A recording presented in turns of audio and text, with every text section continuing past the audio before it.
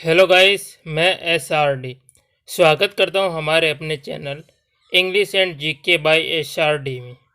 आज हम इस वीडियो में याद करने वाले हैं जीवाणु यानी बैक्टीरिया से होने वाले रोग।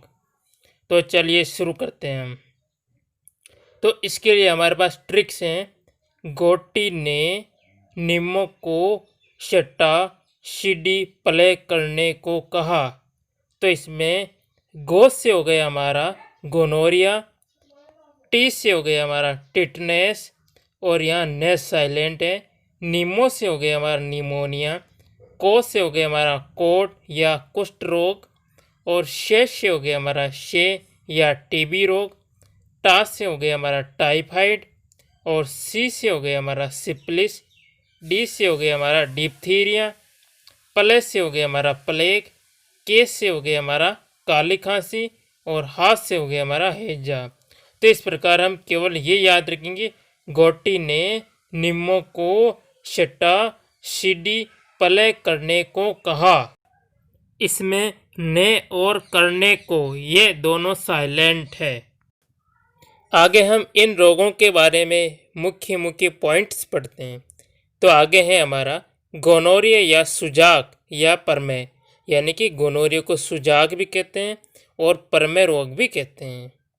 तो गोनोरिया रोग है वो नाइसेरिया गोनोराई नामक जीवाणु से होता है और ये रोग मूत्र मार्ग को प्रभावित करता है, यानी कि गोनोरिया रोग में प्रभावित अंग होता है वो मूत्र मार्ग होता है।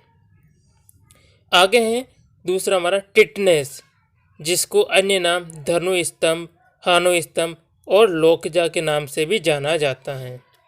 टिटनेस रोग है ये क्लस्ट्रोडियम टिटेनी नामक जीवाणु से होता है और इससे प्रभावित होने वाला अंग है तंत्रिका तंत्र। टिटनेस रोग जंग लगी वस्तुओं से शरीर में घाव लगने से भी हो सकता है।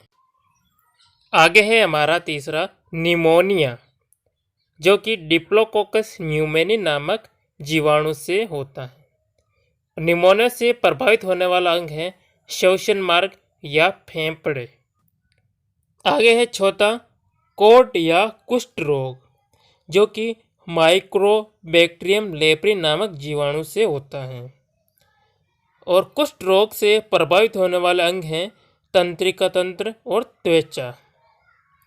ये भी ध्यान रहे कि कुष्ठ रोग में अंगुलियां हैं वो गलकर गिरने लगती हैं। आगे है हमारा पांचवा शे या टीबी रोग, जिसे तपेदिक रोग भी बोलते हैं। ये रोग होता है माइक्रोबैक्टीरियम ट्यूबरक्लोसिस नामक जीवाणु से। टीबी रोग से प्रभावित होने वाला अंग है फेफड़ा, यानी कि टीबी रोग से फेफड़े सबसे अधिक प्रभावित होते हैं। आगे है छठा टाइफाइड, जिसे मोतीजरा भी बोलते हैं और मियादी बुखार भी बोलते हैं। टाइफाइड रोग टाइफिस साल्मोनेल नामक जीवाणु से होता है। टाइफाइड रोग से प्रभावित होने वाला अंग है आंत, यानी कि टाइफाइड रोग से सबसे अधिक हमारे आंतें प्रभावित होती हैं। आगे है हमारा सिप्लिस, जो कि ट्रिपोनेमा पैलिडम नामक जीवाणु से फैलता है। सिप्लिस रोग से प्रभावित होने वाला अंग है प्रजनन अंग। तो हमें ये याद रखना है, सिप्लिस रोग ट्रिपोनेमा पैलिडम नामक जीवाणु से फैलता है और इससे प्रभावित होने वाला अंग है प्रजनन अंग। आगे है हमारा आठवां डिप्थीरिया।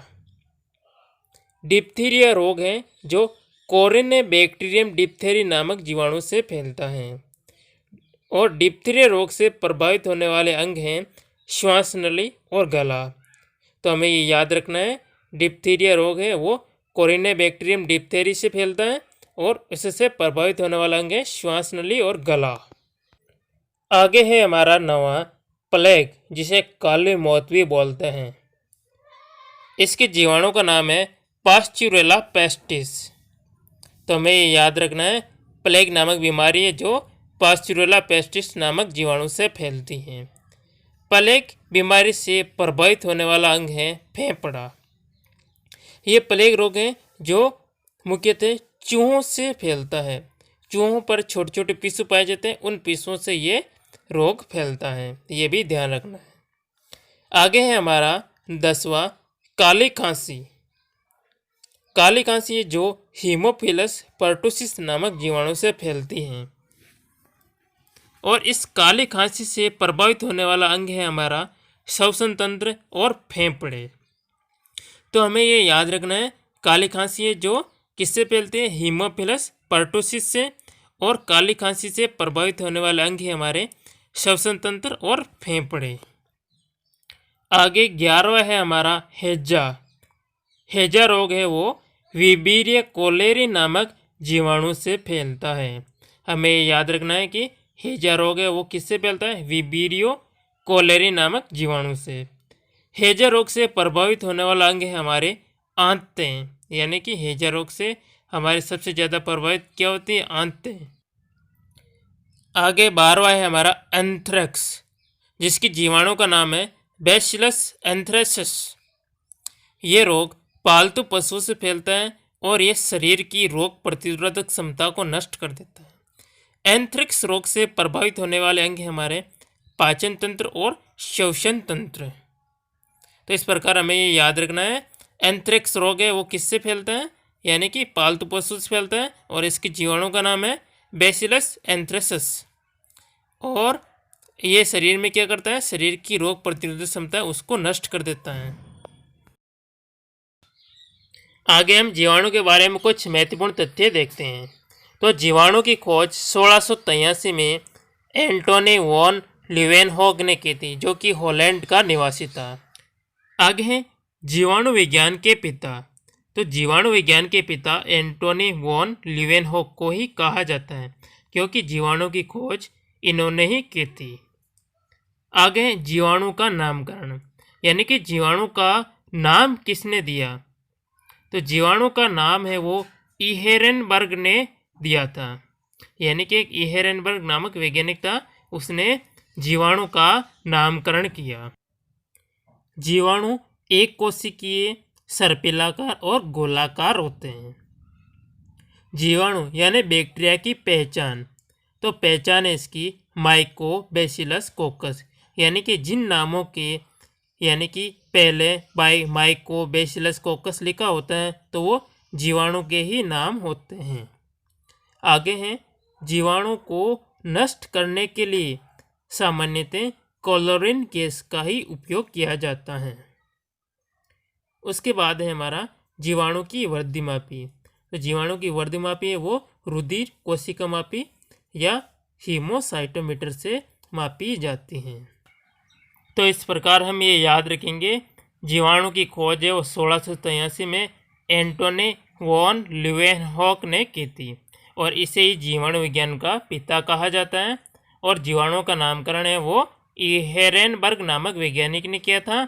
और जीवाणु है जो एक कोशिकीय होते हैं, सर्पिलाकार और गोलाकार भी होते हैं।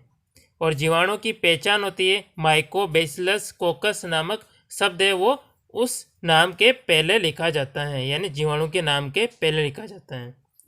और जीवाणुओं को नष्ट करने के लिए क्लोरीन गैस का उपयोग किया जाता है।